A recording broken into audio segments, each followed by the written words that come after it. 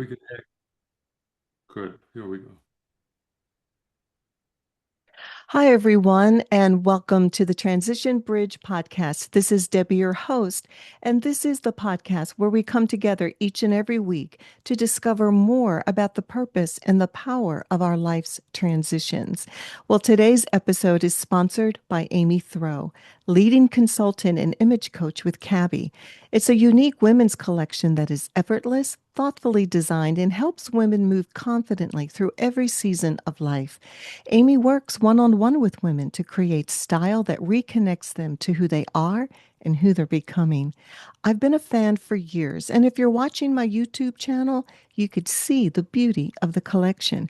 You can connect with Amy and browse the collection with the link found in my show notes. Well, today's topic is going to be about grief because I believe this is something that we need more insight on. And so, for that reason, I have invited my very special guest, Thomas Attig, to be with us here today. Thomas, he is the author of The Heart of Grief, Death and the Search for Lasting Love, and How We Grieve, Relearning the World. He has written numerous articles and reviews on grief and loss, care of the dying, suicide intervention, death education, expert witnessing in wrongful death cases, the ethics of interaction with the dying, and the nature of applied philosophy. And he comes to us today highly credentialed and has been honored with several distinguished awards for his contributions to the study of grief, bereavement, and applied philosophy. So, Thomas, I'm really honored to have you here on the Transition Bridge podcast. So, I welcome you. This is a good way to begin the day. Thank you. It's good to be here. Oh, you are so welcome. Well, I really do believe grief is a topic that we need to have more often because one of the things that people struggle with the most is after they lose their loved one, how do we process this grief? And I know from your own personal experience growing up, you've seen your aunts and uncles pass away, your cousins at a young age, and you were observing the way that they were grieving and you were noticing maybe you felt a little bit different. And then it was years later, your own father passed away that brought you to that place where you really were searching for the meanings of life and just all that this is about. So, why don't you, share with us, what is it that you've noticed about grief and what has brought you into this arena so we can learn more from you? Um, I always wanted to be a teacher. My Okay. older brother was a teacher. There were other teachers in the family, and teachers were the best people in my life. They just took care of me in all kinds of ways. Yes. I was a little precocious in school, and I think I was a bit of an animal to be tamed. Uh, and they did very well. And they let me know very early I should go to college and so on. And I just got revved up for it all. And I went off to college. I thought I was going to teach math because I was really precocious in math. I had perfect scores on SATs and things Oh, like wow. that. Awesome. And I got so I was sitting in my math classrooms in my freshman year in college and noticing what it looked like to be a teacher of math. And then I thought a little bit and I thought in math classes, you don't have much discussion. And if I do high school math, I don't know if I'm good enough to do really advanced math.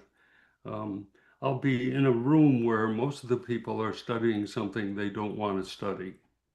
And that won't be very pleasant. And then I thought, how about the humanities? Uh, and I decided I would take literature and philosophy and history for a year, my second year at the university, and figure out which of those fit well with me. And it turned out to be philosophy.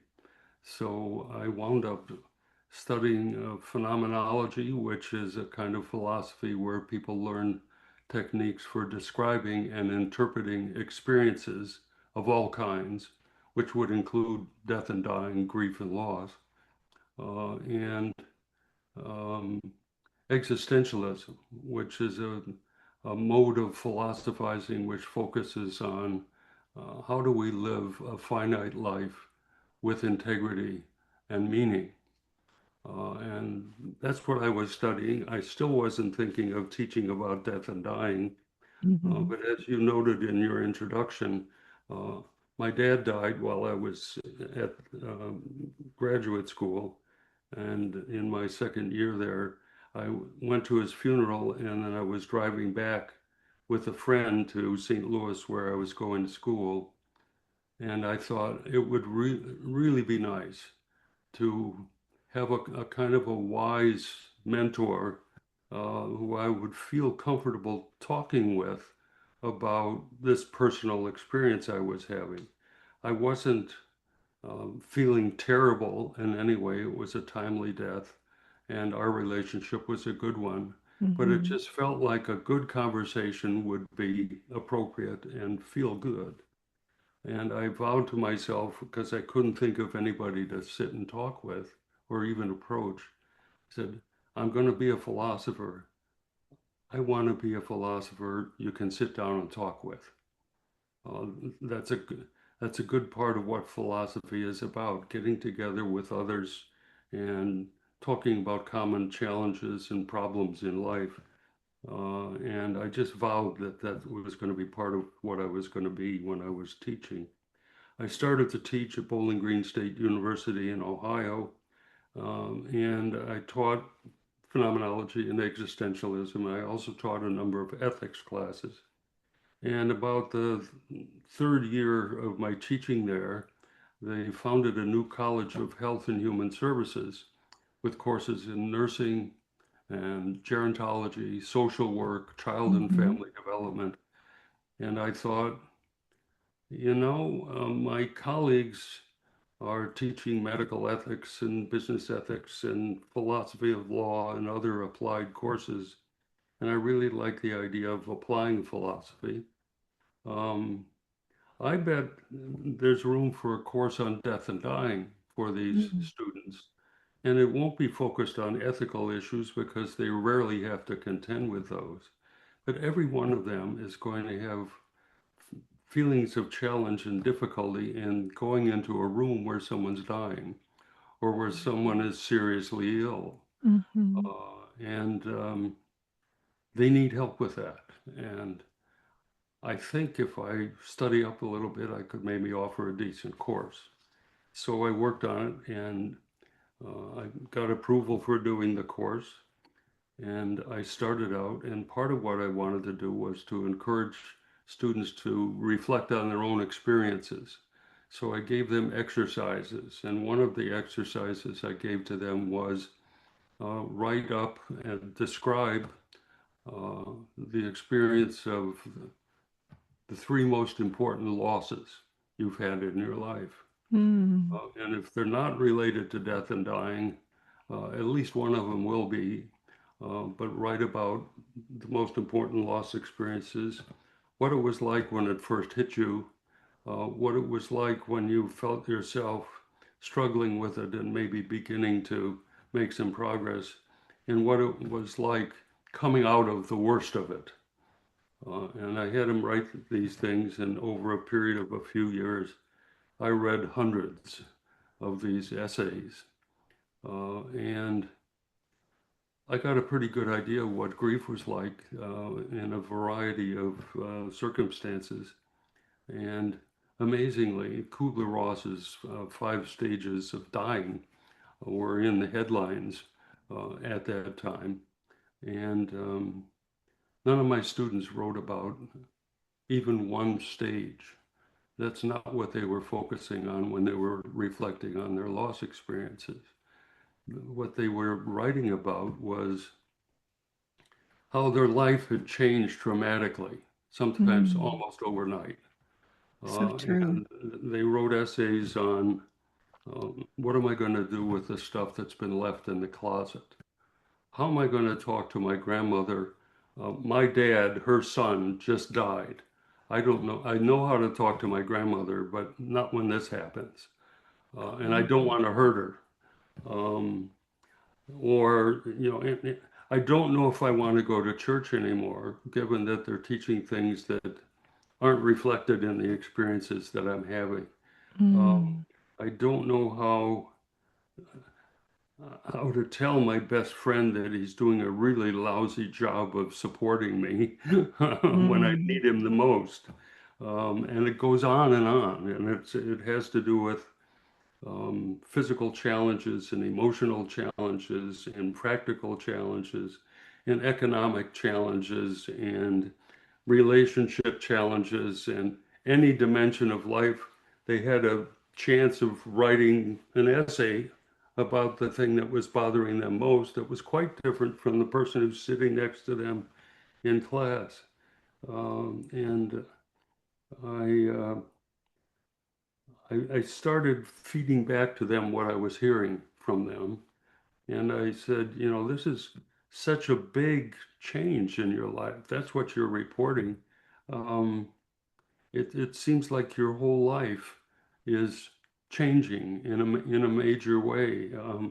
You're having to relearn how to live in a world that's profoundly different than it was before he or yes, she died. yes. Um, and they said, that's it. Exactly. It's as big as that. And it's what I thought I knew how to do and how to live and do all kinds of things in my life. A lot of it's just up in the air. That Uh, is so true. I always, being a transition life coach, that's the transitions of loss that are so difficult, the most difficult to deal with because as you shared, Thomas, it's a new normal. If you oh, could even use that word normal. And well, how do you yeah, navigate this place that you've never been before, yeah, in particular without that person and the loss of that person or the loss of your health that's radically changed where you presently are. And it's overwhelming. It is yeah. overwhelming. And they told me that talking about it in terms of relearning how to live was right on. So that's what I started writing about, and that's what I've become known for writing about. And it contrasts with most everything that came before. There were others who were saying some similar things, but I spread it out and laid it out in far more detail, and um, became known for this idea of relearning how to live in the world after someone dies. And there are so many aspects of that that one could focus on for just a minute. One thing that's occurring to me right now is people are pretty daunted when they realize the scale of the thing. But one of the things I would offer as a kind of consolation is relearning how to live in the world is doing what you've done all of your life. You've been learning how to live, and you never finish learning how to live. You are used to, from the time you're a little kid, learning how to hold a cup or learning how to cry out when you're in trouble, and so on. You are learning what works and what doesn't work. So you've had a lot of experience in doing what grieving requires of you, but you don't necessarily connect those things. But um, you've had a lifetime of practicing, learning and stumbling and learning more and stumbling and learning more and holding on to what seem like really important lessons. So you're not inexperienced. In fact, you are made to learn how to live in the world, and you are made Mm, to learn how to change how you're living in the world. Now, some people are compromised in those abilities, and there are different kinds of patterns of learning how to live in the world. But most of us are pretty well equipped to do even the hard stuff. And we've done hard stuff most of our lives. Just think what you've done. You've learned a language. You don't have to learn a new language when someone has died, but uh, really big global stuff you've managed. You learn to mhm. walk, you learn to talk, you, you learn to write, you learn to think. You learn to sing, you learn to laugh, you learn to cry. You've done Mm. all of this previously, so it's not like you're ill-equipped, but you're overwhelmed by the strength of the blow and the change. And what happens is your daily life, depending on how intimately connected you are with whoever has died, is potentially radically different. And it's going to have to be radically different than it was. A major figure in your life doesn't Mhm. come over the doorstep anymore, doesn't laugh with you out loud, doesn't tickle you, doesn't watch your favorite program together, doesn't sing with you Mm. on Sunday morning, and so on. There's this emptiness where there was a vivid presence. And your trajectory into the next chapters of your life, if you think of yourself as living a life story, the next chapters cannot be what you anticipated that they would be with that person present. They're just not there in the same way. And those are huge challenges. We're ready for that. We've changed many times through our lives, slowly and gradually. Sometimes very quickly and very dramatically, you have to make some major changes. But um, so there's that. I, if I've done this with audiences, and we can just kind of imagine that we're in an auditorium now, and I'm talking to them about this, and I like to ask questions because Mhm. I think people have expectations of grieving that are unrealistic. Like, you should finish with this. And I ask people in an audience, please raise your hand if you are quite confident that you have finished learning how to live.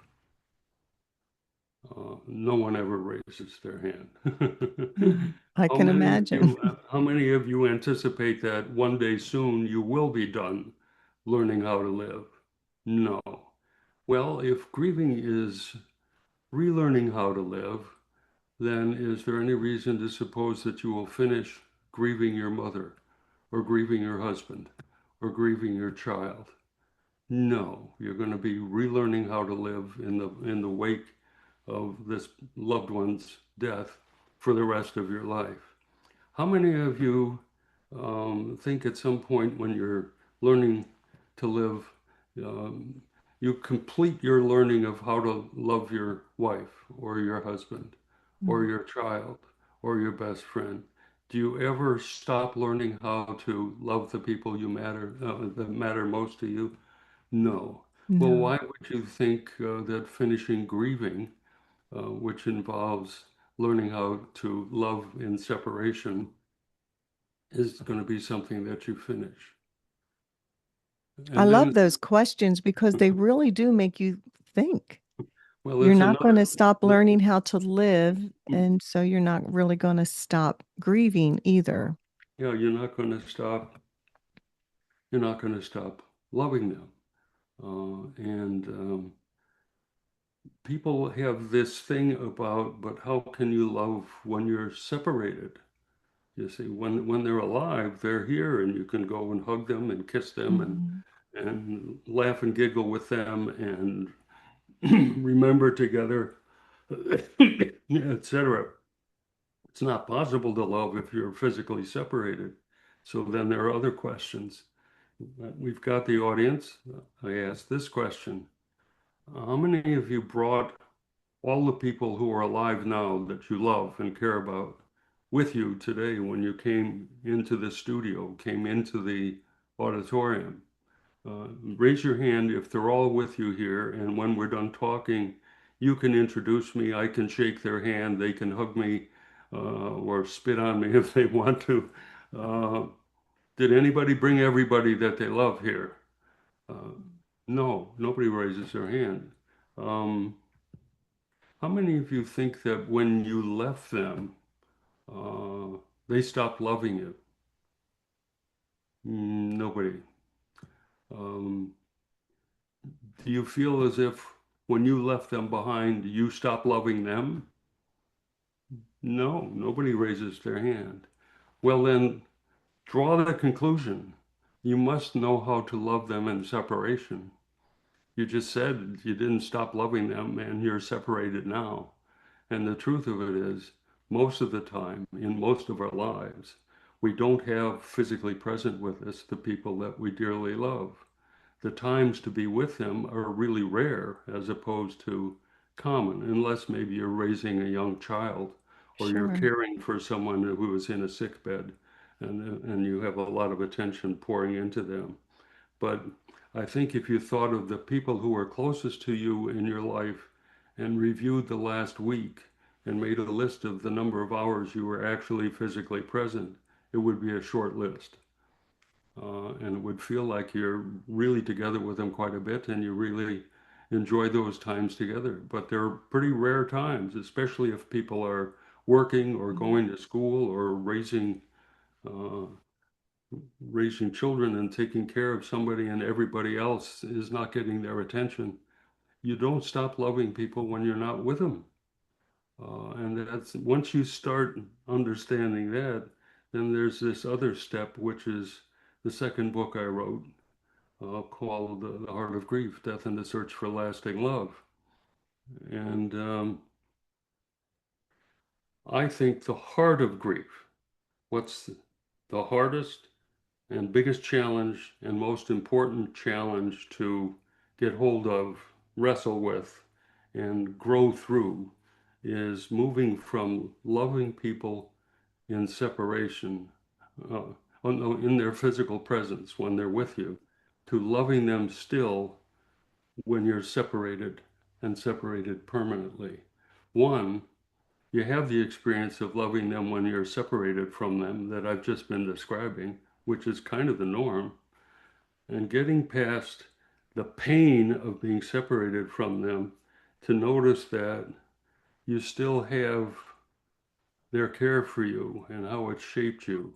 You still have memories of them. You still have inspiration from them. You still have ways in which you've been touched and shaped by living with them.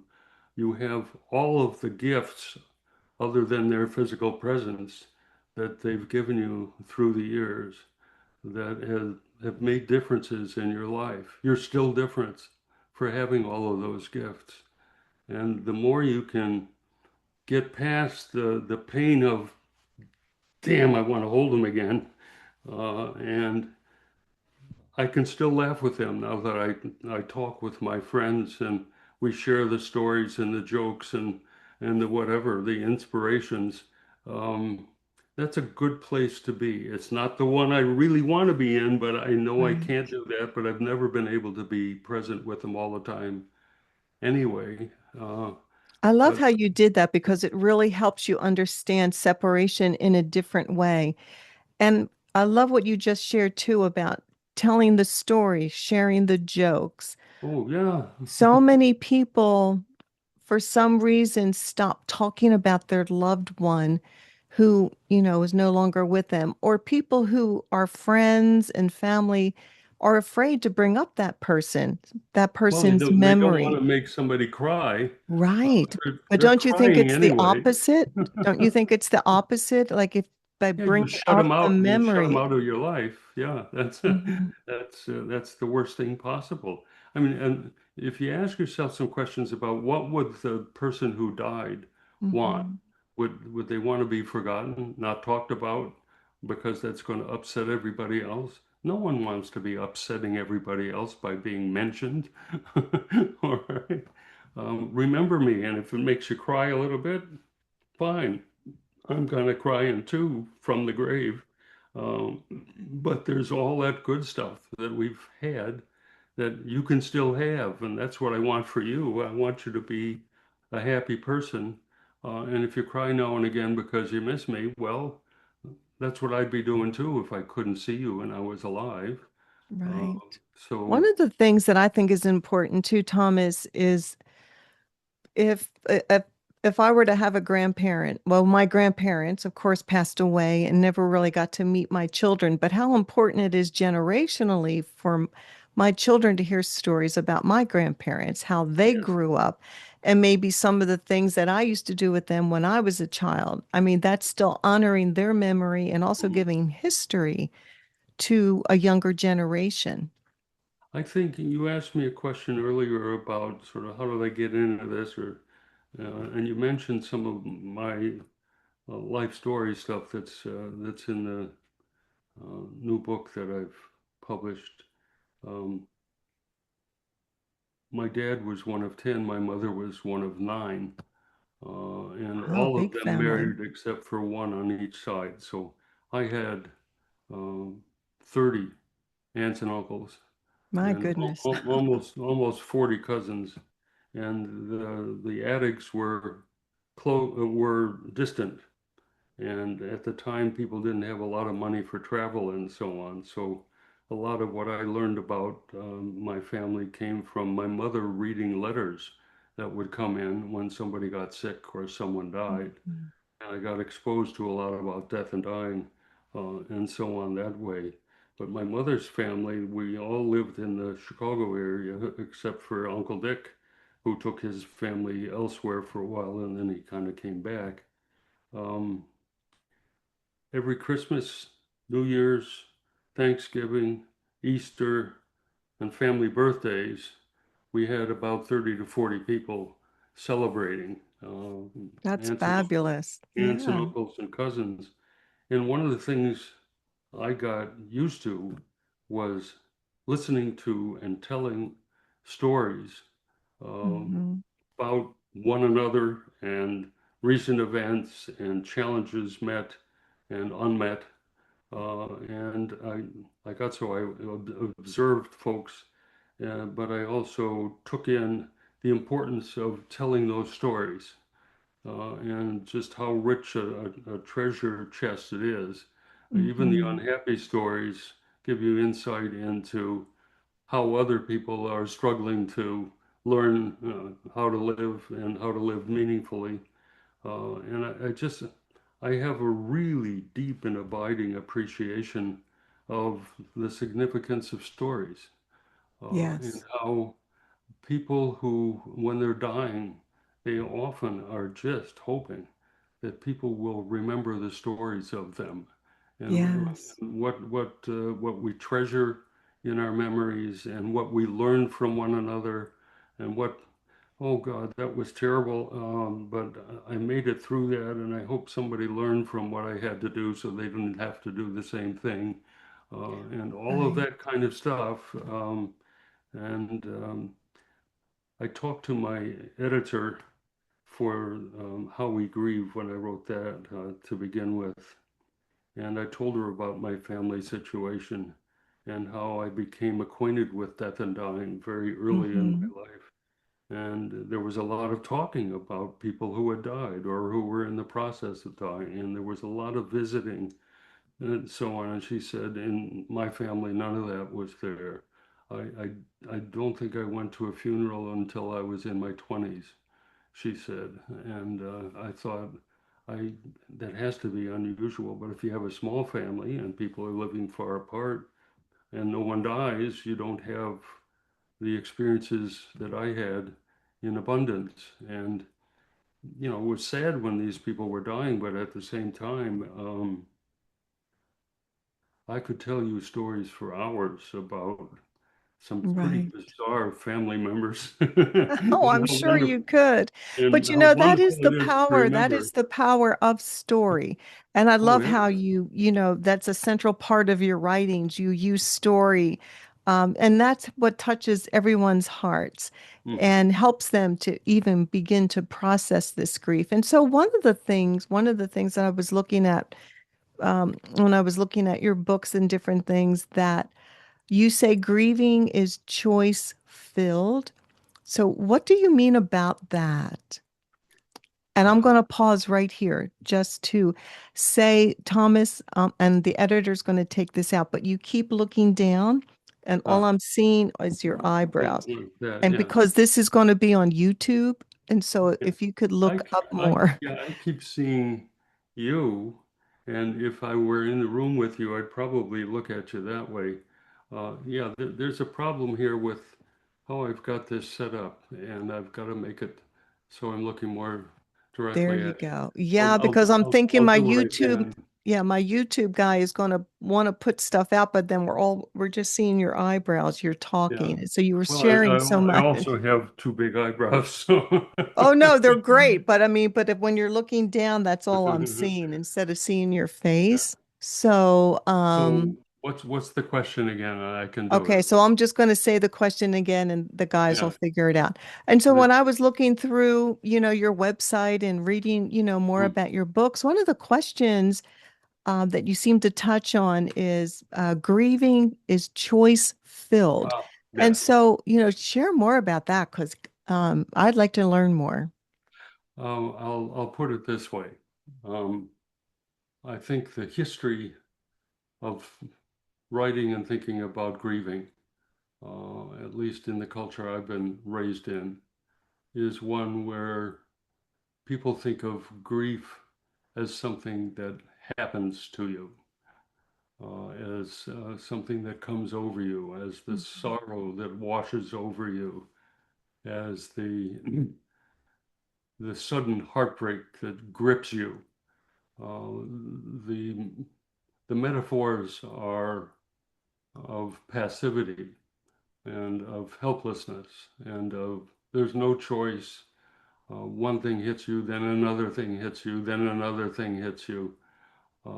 Sad memories, physical pains and anguish, sleeplessness, all kinds of things that happen to you. And no wonder no one wants to grieve because True. it's just it hurts and it keeps kind of hammering on you and it grips you and sort of stops you in your tracks. So there's all that kind of metaphor and pretty accurate description of what's happening Mhm. in people's lives. And in the ordinary array of human experiences, there are reactions, which are things that, like um, reflexes and so on, just Mhm. come out of you, happen to you, and so on. But psychologists for eons have been talking not only of reactions or what happens to you in experience, but responses, which are active engagements with what has happened to you. Uh, I'm going to take a sleeping pill so I'm not feeling this anguish. I'm doing something other than just lying here sleepless and unhappy. And there are far more sophisticated things we can do to speak to the pain and the grip that emotions come to have on us. And we do it all the time with other kinds of experiences in our life. Bad news comes because something happened at work, something happened out on the street to somebody else, or a bad decision has just been made by politicians and it's causing you a lot of unhappiness, and so on. And we're used to then responding, for example, with political challenges by getting together and talking to other people about what's happened to us. What are we going to do now?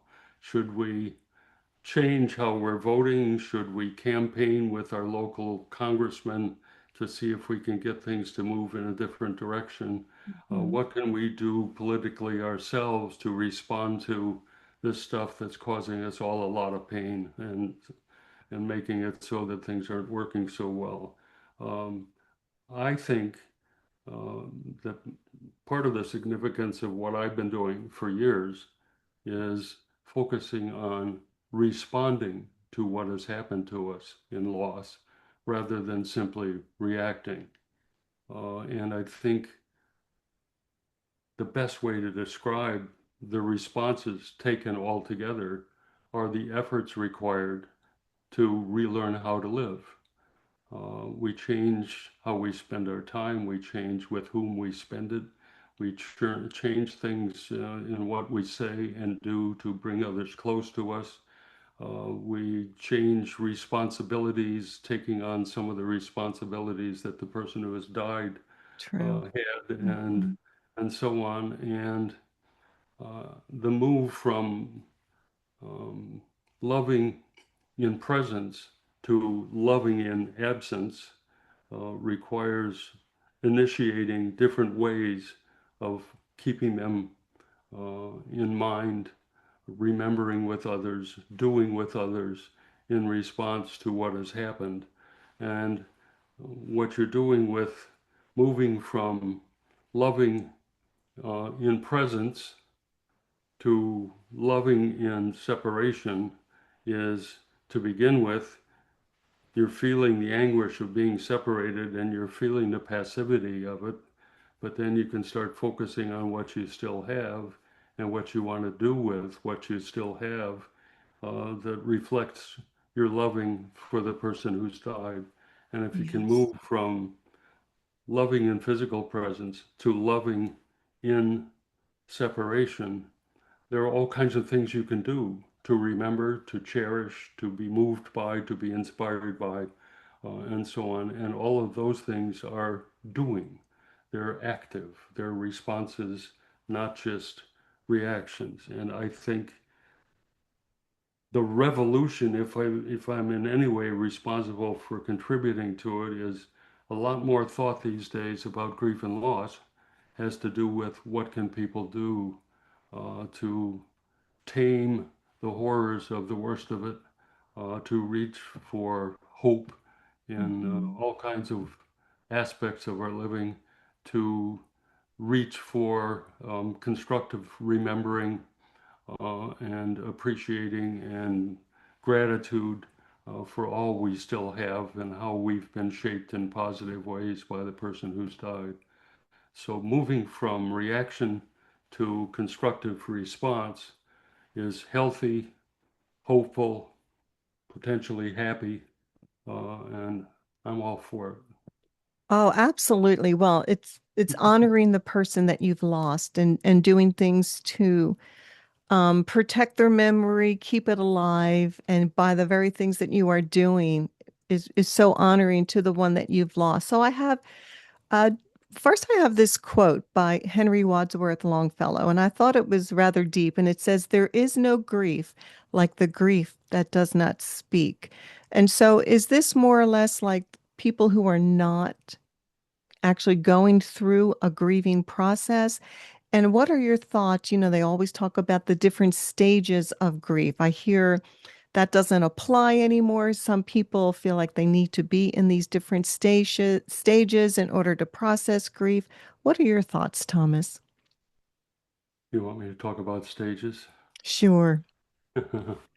um, Kubler-Ross is a wonderful woman who started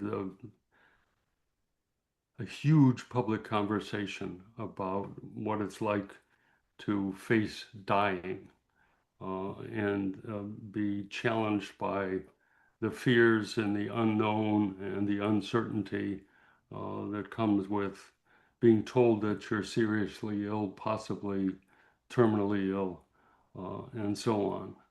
And the uncertainty leaves you not knowing whether you've got something really heavy that you have to contend with in some way, or they've just got it wrong, and you can Hmm. be kind of blasé and go on.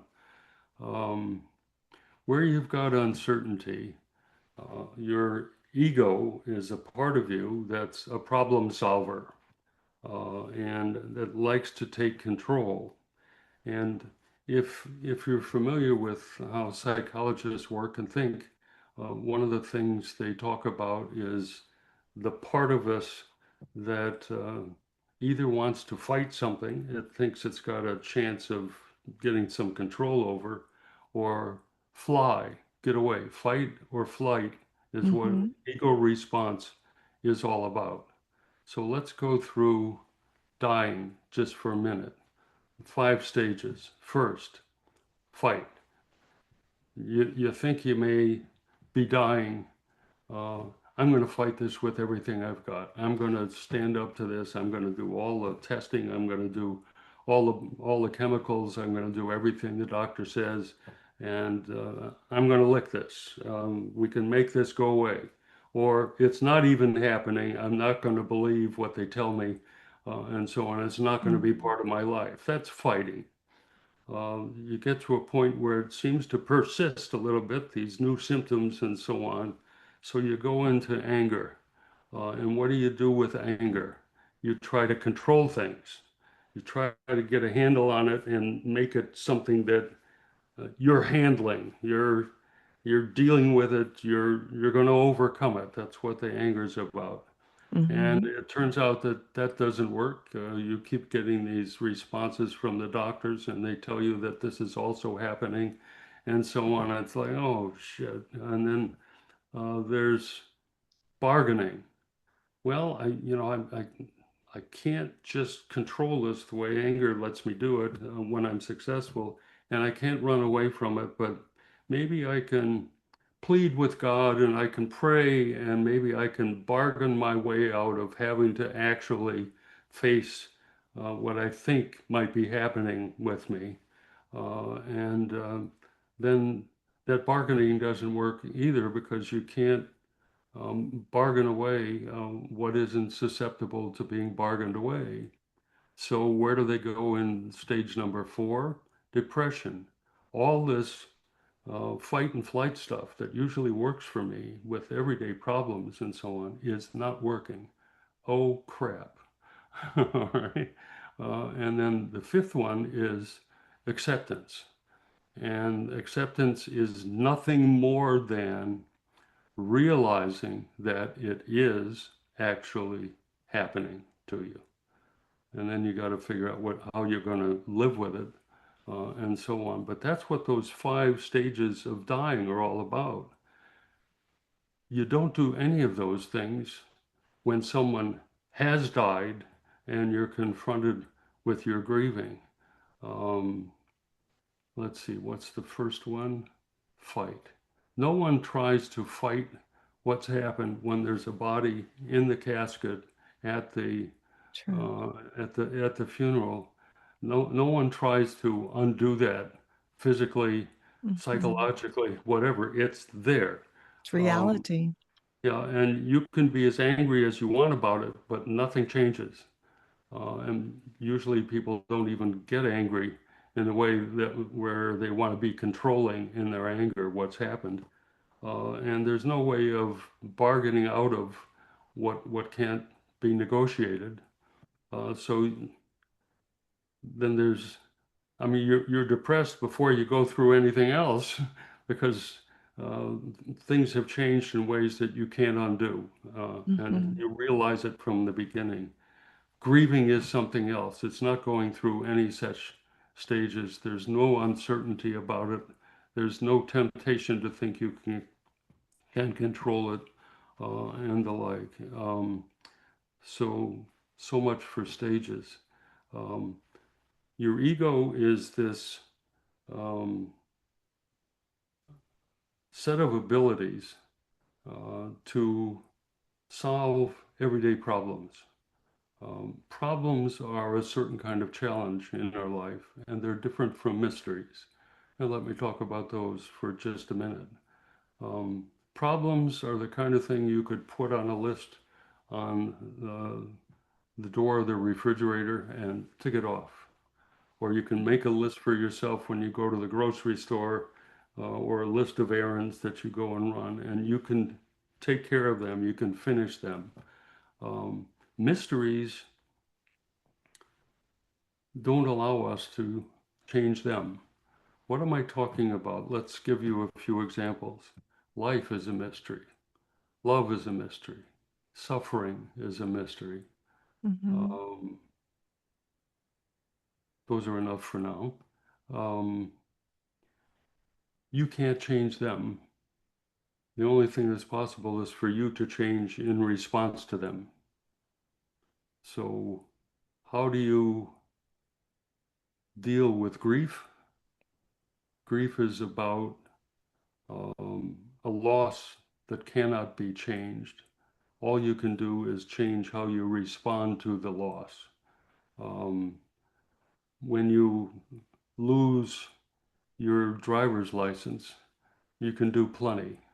And there's nothing mysterious about it. You can get another one. When you lose your best friend through death in a motorcycle accident, you can't change any of that, but Right. you can change one way or another how you want to live with what's happened with that terrible accident or the carelessness of the local folks and how they're regulating traffic. And he was killed in a terrible accident in part because something went wrong that could have been controlled. Um, but his dying is something that you can't control or do anything really about. You can do plenty of with how you choose to respond to it. And I think grief is one of these kinds of experiences that calls our attention to our being at the mercy of the reality of mystery in our lives. And our choices have to do with how we shape our lives in response to these mysteries that don't go away and that can haunt us for the rest of our lives or inspire us for the rest of our lives. And I've been writing about things like that. That there's a fellow named Bill Warden who's written several important books about grief and loss. And he says he doesn't know anybody else who's written about the difference between problems and mysteries. And there's something to what Attig has to say there. And I think that's nice from a fellow who's been an inspiration for a lot of people. So, Oh, absolutely. Well, I know you have two books that I really highly recommend that the audience gets to purchase and really find some healing, find some instruction through what it is that you've written. And I have a review here that I would like to read. It was about your first book, The Heart of Grief. And this person wrote, when those we love die, our love for them does not. This compassionate book lifts up this simple truth, and in doing so, affirms and heals. Mourners will identify in particular with the many real life stories. Truly, The Heart of Grief is a treasure trove of healing wisdom and guidance for anyone who grieves. And so, Thomas, I know that you were speaking to your publisher and he was offering a discount for anyone who would like to purchase your books with being on this podcast. here's the book. That's the new one. Mm-hmm. And this is sort of the culmination of my writing over decades. Okay. Seeking Wisdom in Death's Shadows. Yes. Um, um, Collective writings on how we grieve. And this is published by Oxford University Press. And I can get into your hands and you can spread the word to your followers of how you can go to directly to their website and begin to place an order for the book or several books, thousands if you want. And and when you uh, go to the place where you can actually place the order, you have the option of putting in a coupon number, and you'll get a 30% discount on buying this book. So a $35 book becomes a $25 hardback with Oxford University Press. They've only been publishing for 400 years, so they have some experience in choosing what they want to publish and what they don't. I feel very privileged to um, have been working with them for some time. And my first book was called How We Grieve, Relearning the World. And that's where the first time, oh, several decades ago, I wrote up that understanding I came to when I was reading my students' essays about their experiences. Um, this is this is just this is my best stuff. And if I sound half sane to you this morning and you want to know more, this is the place to go. This will help you in understanding Tom Attig, as if that were important, but in understanding your own grief, that's probably Mm. more important. Well, thank you for sharing that with us, Thomas. And I'll have all of that information in my show notes for the audience. And in closing, do you have a final thought, a word of wisdom, encouragement that you would like to share with anyone that is in a grieving time in their life?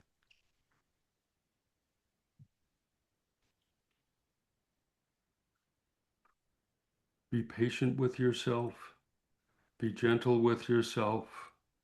Um, in the name of loving the person who has died, Mm. um, take good enough care so you can welcome memories and the differences this person made in your life um, into your continuing life. You haven't lost everything. In fact, I would say that the most important things that your loved ones give to you, you never lose. That's so beautiful. Thank you so much for sharing with us today, Thomas. I've learned so much and I'm inspired myself. I want to know more. So I too will get one of your books because there's so much to learn about grief. Thank you so much for your wisdom, your knowledge, and the work that you've done all of these decades so that we can have something to glean from. And so, in closing today, I just want to say thank you to the Transition Tribe for being here with us today. And I want to close with a quote for you. When someone you love becomes a memory, the memory becomes a treasure. And just as Thomas shared with us, treasure the memories of the one that you've loved and lost. Treasure who they are and who you have become as a result of them loving you. And so, Transition Tribe, remember there's power, there's purpose in the transitions that we experience. And the most difficult is the transition of loss. There is something in there for you. And I want to encourage you to keep moving forward to the next seasons of your life, that next chapter. Take that loved one with you in your heart, in your soul, in your memories, and honor who they are to you as you move forward.